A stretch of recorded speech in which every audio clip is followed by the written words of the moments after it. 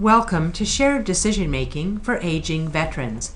This is Shared Decision Making Team Training 1, the second component of a three-part orientation and training series for implementation of this program.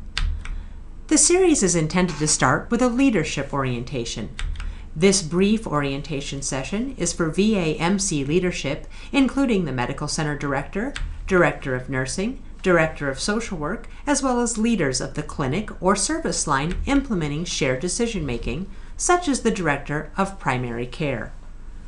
Since shared decision-making is a collaborative process that involves the entire care team, the training you are now taking, Shared Decision-Making Team Training 1, is designed for the entire care team, as well as administrators and support staff of any clinic or service line that plans to implement shared decision-making.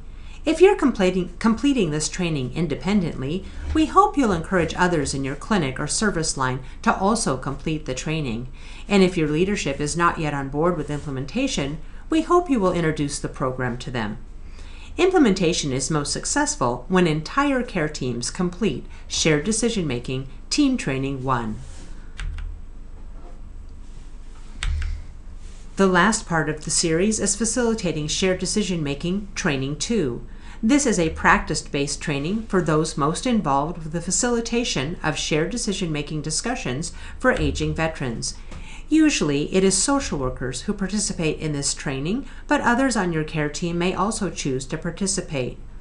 While this online version of Shared Decision-Making Team Training 1 is designed for VA staff, if you work in a non-VA setting, you may find this training is also valuable for your organization. There are 2 6-minute videos embedded in this online training. Watch the videos in their entirety in order to go to the next section. To activate the videos, click on the arrow icon. There are many valuable references and additional resources for much of the information provided in the training. They can be accessed by clicking on the magnifying glass icon in the lower right corner of many of the slides. To view the entire references document, click on the magnifying glass icon on the last slide. At the end of the training, there is a quality improvement assessment and an opportunity to provide feedback.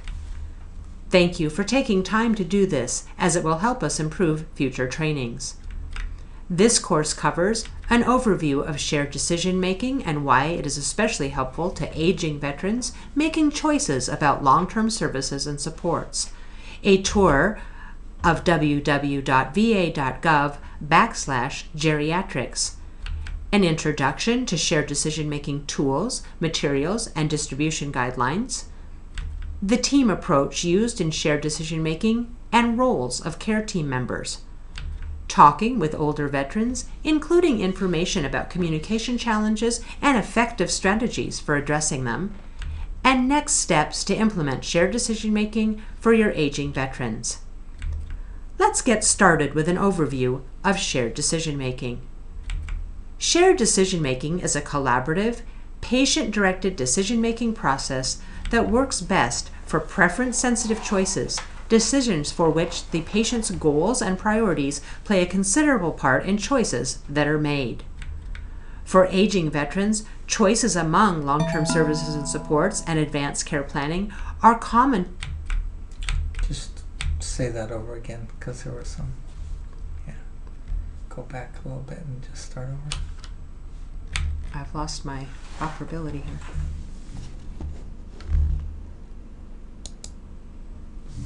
Okay.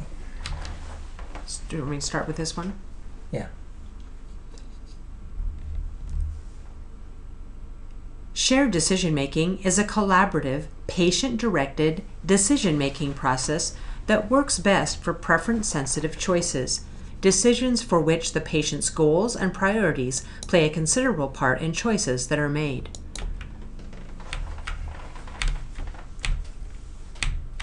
It's not,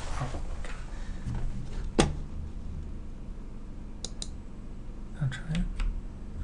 For aging veterans, choices among long-term services and supports and advanced care planning are common topics that need to be addressed, and decisions about these topics should reflect the veteran's goals and preferences. Preference-sensitive choices are different from choices in a situation where personal preferences are rarely central to decisions of how to proceed. For example, if someone has acute appendicitis, there is not much need for a shared decision-making process because the decision about what to do is rarely preference-sensitive. It would be rare for someone to reject surgery for acute appendicitis. So there is less need for the shared decision-making process when the decision is not preference-sensitive. Shared decision-making is a collaborative process in that it involves the veteran, the family caregiver, if the veteran has one and wants them to be involved, as well as multiple members of the care team, including the social worker. And shared decision-making is patient-directed, with decisions based on what matters most to the veteran and the veteran being the final decision-maker. Shared decision-making is an evidence-based approach. There is a large and growing evidence base for shared decision-making, as illustrated by this table. Overall, shared decision-making, including the use of decision aids, is linked with better outcomes for patients and families, including improved knowledge, feeling better informed, and increased involvement in decisions and care. Click on the icon at the bottom of this page to see the research references on shared decision-making. Click on the arrow icon to watch a 6-minute video about VA leadership support of shared decision-making. Now let's review why our focus is on older veterans. Almost half of the veterans served by the Veterans Health Administration are over 65. Those over 80 are the fastest growing cohort, and these veterans are the most likely to have multiple chronic conditions and to need long-term services and supports. The development of shared decision-making for aging veterans is based on research with older people, some conducted at VA. In general, research has found that older people want to be asked about what is important to them, as do most people. Having the veteran clarify their goals is very important. Making assumptions about what the veteran or their family wants is not good practice. Older people want to be involved in decisions even when they say they don't. People may resist participating in shared decision-making discussions, but involvement is usually appreciated in the end. And older people have preferences that may change over time due to changes in their health status, the status of family caregivers, stress, and other factors. The goals, needs, preferences, and choices of the veteran and their family need to be revisited frequently. Research also shows that older people want information about home and community-based services. In the past, people's awareness was often limited to nursing homes, and nursing homes were often seen as a place for old people to go to die. Home and community-based services support people in remaining independent in their homes. Older people need to learn about these services as they support them in meeting their health and life goals and priorities. Older people, and especially veterans, are often accustomed to following their provider's orders and not voicing their thoughts or opinions. This is one reason it may be difficult to get older veterans and their families to voice their choices. Providers can help by encouraging the participation of veterans and their families and respecting their choices. And last, research has shown that older people have lacked tools such as decision aids and a process like shared decision-making discussions to facilitate veteran-directed decisions. This situation has made it particularly challenging for older people and their families to make patient-directed choices. One of the goals of the shared decision-making process is to shift the veteran's role and the interactions with care team members from a medical model focusing on provider expertise toward a process of patient-directed decisions. As we move across the spectrum from the more traditional medical model toward patient-directed care,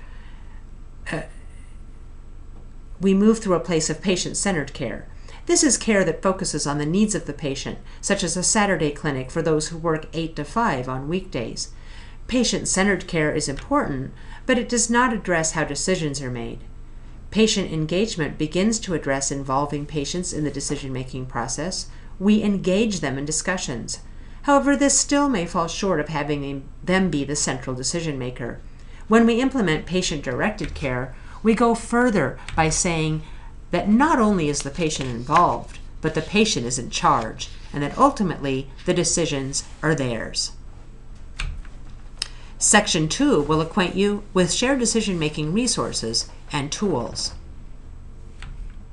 Now you'll take a 6-minute tour of the VA Office of Geriatrics and Extended Care's website, and in particular, Your Guide, which contains information designed specifically for veterans and their families that support veteran-directed decisions about topics commonly faced as we age. In part, Your Guide supports independence as we age by providing comprehensive information that supports the use of home and community-based services to age in place. After the tour, we'll acquaint you with the print materials, many of which can be downloaded from the website. Click on the arrow icon to take a tour of the Geriatrics and Extended Care website.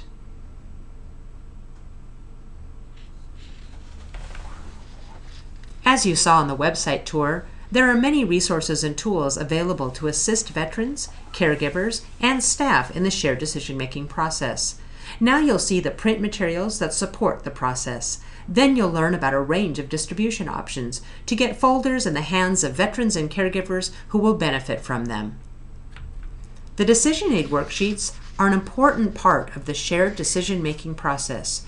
You may already be familiar with conventional decision aids used to make choices among screening or treatment options. These decision aid worksheets are different in that they are not oriented toward a specific illness, test, or treatment, but rather designed to assist consideration of the range of services that can be used to support independence as we age. They are self-assessment tools, not assessment tools for medical conditions, designed to assist veterans in evaluating their needs and resources and choosing the services and supports that will best help them meet their goals. These decision aid worksheets start with an exploration of what matters most to the person in terms of their goals, needs, and preferences, and then moves to an examination of resources and services to meet those preferences. Then the worksheet can help guide a veteran through the shared decision-making process, along with discussions with their family caregiver and their care team members, such as their physician and social worker. It can be filled out by a veteran, or the topics can be used in a collaborative discussion with the care team or social worker. The Caregiver Self-Assessment Worksheet helps a family caregiver assess their roles and responsibilities and can prompt readiness for participation in shared decisions. Advanced care planning is another topic for which shared decision-making is well suited. Leadership and staff at a number of medical centers have told us they like to use the shared decision-making process for advanced care planning discussions, as those discussions are appropriate for all older people, are preference-sensitive choices, and something that staff is required to do. The website tour also introduced you to the broad array of advanced care planning information. Here you see the advanced care planning handout with information on one page and a values worksheet on page 2. And just like the shared decision-making decision aid worksheets, this worksheet is for the veteran to use and then to serve as a guide for advanced care planning discussions with providers and social workers.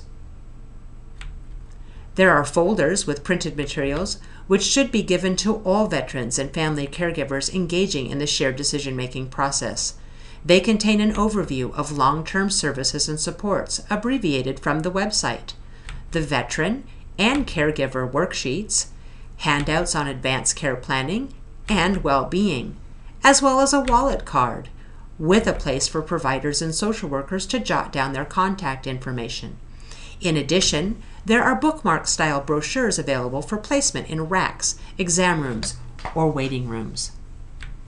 The folders can be given to or mailed to all older veterans and to any veteran or family caregivers who are or who will soon be engaging in discussions about choices related to long-term service and supports and advanced care planning.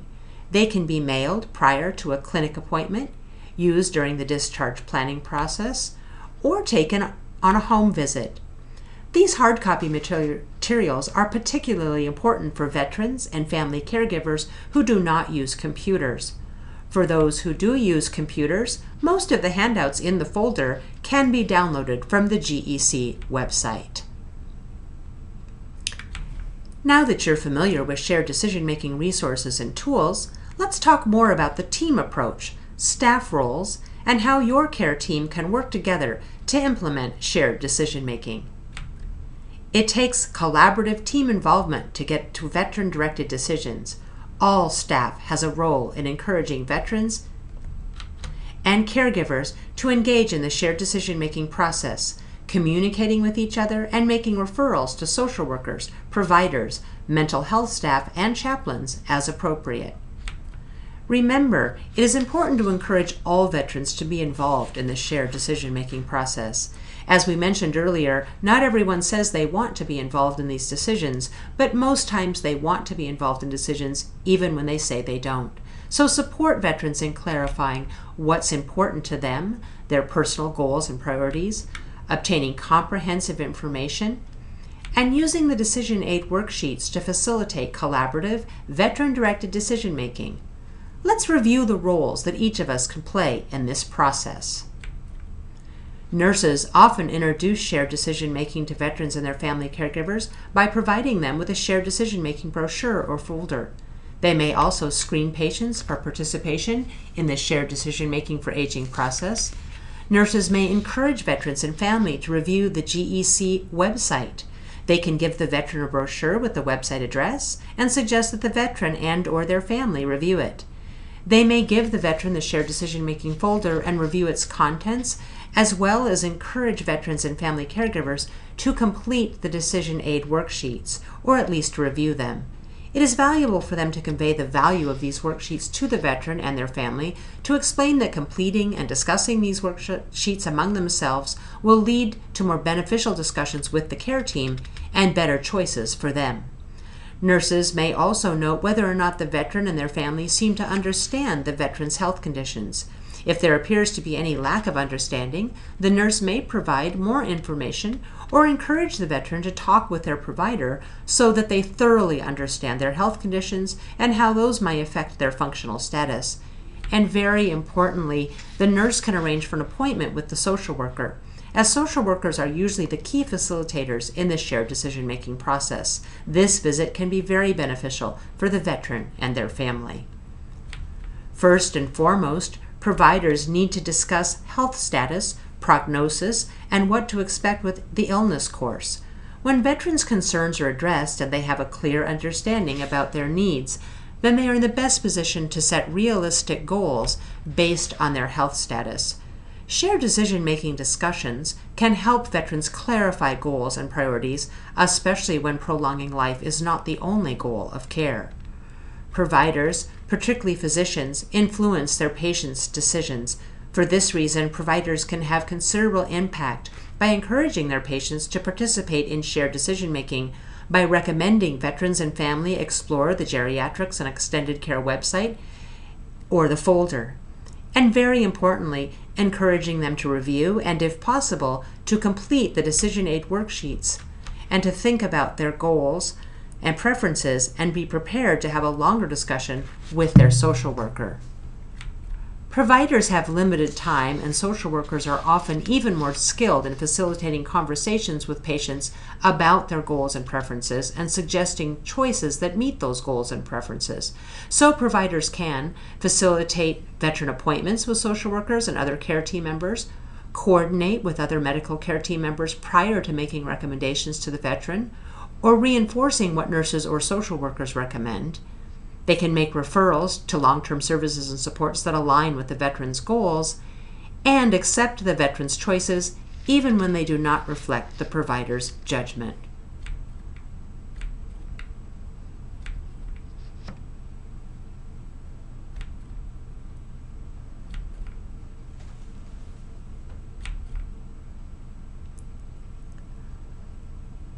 Social workers are often, sorry, this is a new slide. Social workers are often the team member with the most skills for facilitating shared decision-making discussions and the most time allocated for having those discussions. If some of the tasks mentioned previously, such as screening the veteran for shared decision-making discussions, recommending use of the geriatrics and extended care website, ensuring the veteran has the shared decision-making folder, have not been handled by the nurse or provider, then the social worker should do them. Often it is the social worker who facilitates the discussion of the veteran's goals and priorities, but in some cases the physician may want to do that as part of the discussion about the patient's treatment goals for their medical conditions. In some cases, both the physician and the social worker may facilitate discussions related to this topic. Each team needs to work out who will have primary responsibility for ensuring these conversations. In some cases, both the physician and the social worker may facilitate discussions related to this topic. Each team needs to work out who will have primary responsibility for ensuring these conversations occur. And of course, if the discussions involve life-sustaining treatment, then by regulation the physician will facilitate the discussion. Additional shared decision-making roles that are usually addressed by social workers include working with the veteran to involve family or family caregivers as appropriate, using the decision aid worksheets to facilitate conversations about the veteran's needs and priorities and resources, and given these topics, how best to achieve their goals.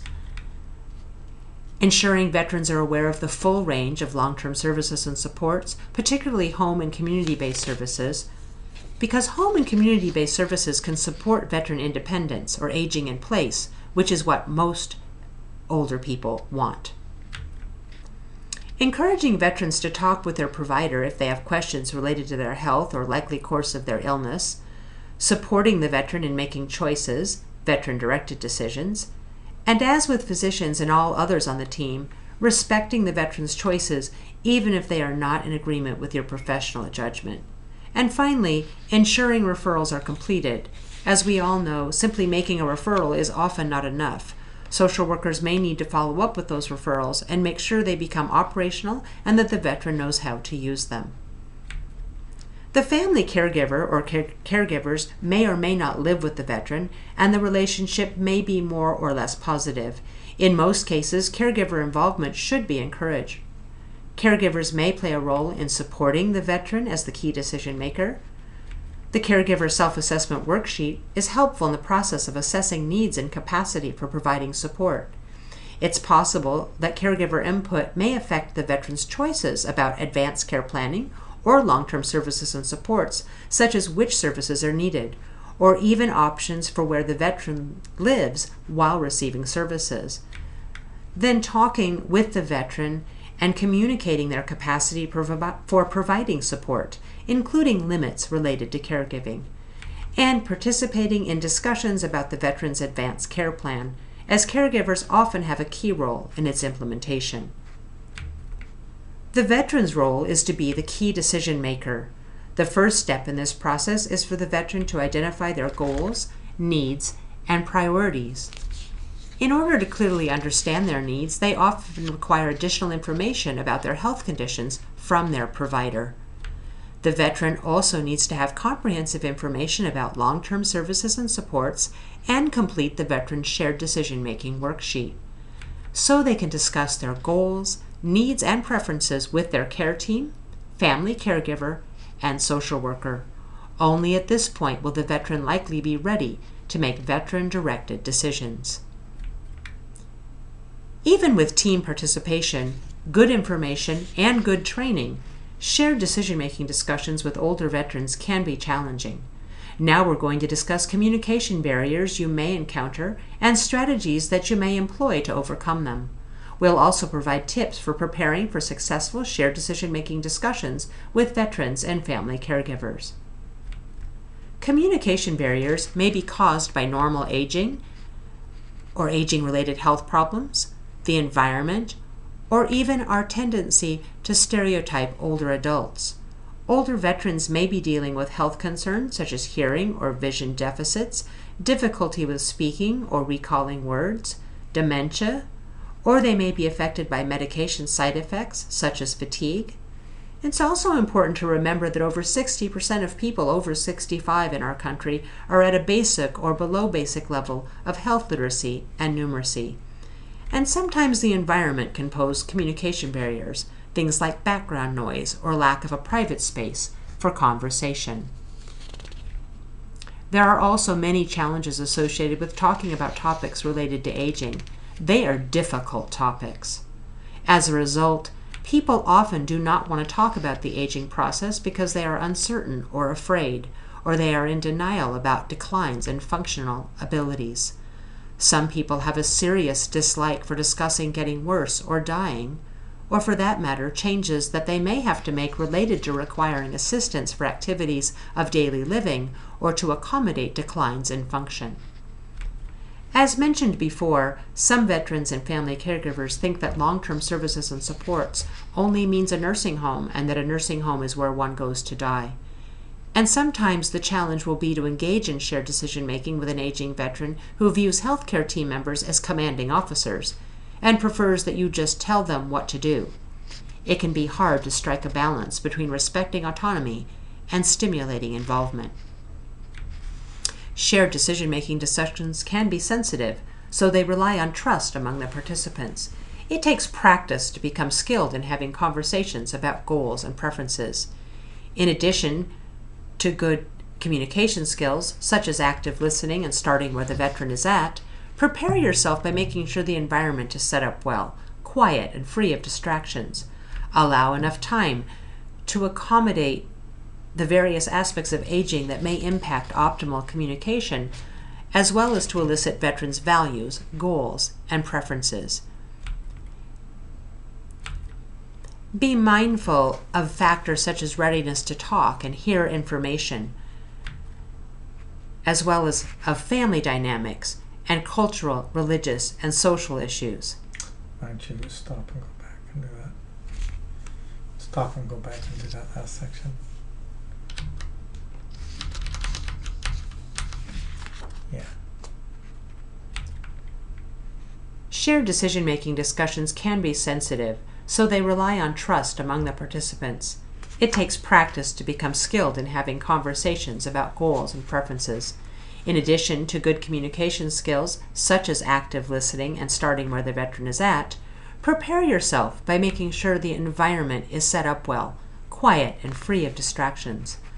Allow enough time to accommodate the various aspects of aging that may impact optimal communication, as well as to elicit veterans' values, goals, and preferences. And be mindful of factors such as readiness to talk and hear information, as well as of family dynamics and cultural, religious, and social issues. Click on the magnifying glass icon for additional resources on having conversations about sensitive topics. When talking with veterans and family caregivers, ask them if they are ready to talk about sensitive topics, such as long-term services and supports or advanced care planning. When doing assessments and finding out what matters most to veterans, use open-ended questions or statements, like "Tell me how you spend your days." Use active listening skills, focusing on what the veteran says or asks, and not on your reply or a fix or a solution. And be sure to give the veteran enough details so they understand their illness or conditions, including the likely course and how their life and what matters to them may be affected. Always talk in a straightforward way, avoiding jargon, and then check to be sure the veteran and family understood what you said. For example, using the teach-back method, you might say, "Help me know I've done a good job of explaining this. What is your understanding based on what I said?" And of course, be sure to clarify if needed to ensure you have understood a veteran or family caregiver's questions and concerns. Goals are rooted in values. Goals are detailed descriptions of activities or states and describe living according to what matters most to veterans. Neither patients nor most healthcare team members are skilled at discussing goals, but by focusing on two main questions, you will be able to gather information that will help with collaborative shared decision-making discussions. What's working well in your current healthcare and the way you manage your conditions? And two, what bothers you or is burdensome about your healthcare? Whether it's the veteran, family caregiver, physician, nurse, social worker, or other healthcare team member engaging in the collaborative discussions, meaningful goals will be based on values, which are linked to what matters to the veteran, specific, by deciding exactly what to do or not do, realistic, meaning that what the veteran desires is doable, measurable, meaning they have deadlines or ways to check on progress, and included in a plan where the time has been spent thinking through barriers and how to get around them. And last, meaningful goals are flexible, meaning they can be revised as needed. To focus strategies on maintaining independence, try openers like, "Let's talk about living with Parkinson's," or whatever the veteran's conditions are. It is critical to ensure that the plans made and the selection of long-term services and supports, sometimes within VA and outside of VA, are directed at achieving the veteran's stated goals and preferences, what matters to them. Ideally, the veteran's choices are supported and respected by all care team members, even when the veteran's choices may not be the ones you would want the veteran to make. And you'll want to encourage ongoing discussions because both health status and goals can change over time. Now let's review the key components of shared decision-making for older veterans and then next steps for implementation. In sum, shared decision-making for aging veterans will be used for making choices, any choices, but particularly those preference-sensitive decisions about topics that frequently address needs of our aging population. As we've discussed, we define shared decision-making as a process that is collaborative, patient-directed, and ideal for preference-sensitive choices such as choices of specific long-term services and supports that foster aging in place. There are 6 key components of shared decision-making for aging veterans. Number 1, identify what matters most to the veteran. Encourage the veteran or any older person to identify what is most important to them, their goals and priorities. Clear goals make it possible for the veteran to make choices that lead toward their goals. So if remaining independent is an important goal, both the care team and the veteran know that home and community-based services are probably a better choice than institutional care. Number 2, provide access to comprehensive information and decision aid worksheets and tools. Comprehensive information about the range of long-term services and supports allows the veteran and their family to make informed choices. Both the Geriatrics and Extended Care website and the Shared Decision-Making folders are excellent sources of information for aging veterans. Depending on where the older person lives, it is possible that not all the services and supports described on the website will be available. However, it is still very important for the veteran to be made aware of the full range of services, as one never knows what choices a patient may make or when they know the full range of possibilities. Perhaps the veteran or other older person will decide to move closer to a family caregiver or to a different location where they can obtain the services that best meets their needs and supports their goals and priorities. Number 3, encourage the use of decision aid worksheets in conversations as they can help elicit the veteran's values and preferences. In some cases, it is the physician who has these discussions with the veteran. That may particularly be the case when there are multiple or complex medical issues and choices involved. In other situations, it may be the social worker who facilitates these goal discussions. Your clinic or team will need to decide which team member has responsibility for completing these goal discussions. Remember that there are often multiple discussions with different members of the care team at different points in time. Regardless of who's the primary facilitator of these discussions, the decision aids or worksheets are self-assessment tools that prepare the veteran and family for participation in the process. The decision aids can help get a conversation started and assure that many aspects that affect a decision are considered, and the worksheets may raise topics that would not have been addressed otherwise. A family caregiver's responses to the caregiver's self-assessment may raise caregiver concerns that the veteran then has to consider when making choices about their living situation. Number 4, ensure the veteran's understanding of their medical conditions.